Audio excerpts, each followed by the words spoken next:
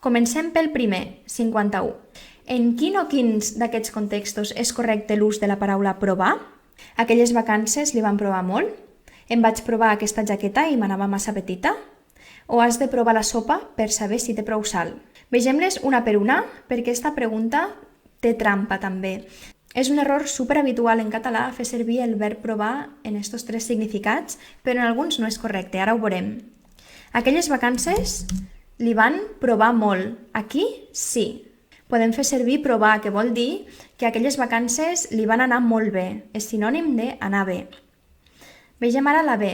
Em vaig provar aquesta jaqueta i m'anava massa petita. No és correcte. En el sentit de posar-se roba per veure si ens va bé, el verb correcte és emprovar. Em vaig emprovar aquesta jaqueta amb EM davant. Per exemple, quan vas a una botiga, si veus que posa en català provadors, no és correcte. La paraula correcta és emprovadors, amb em.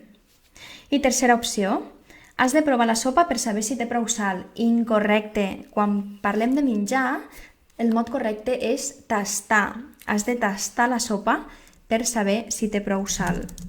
Per tant, aquí l'opció correcta és la A.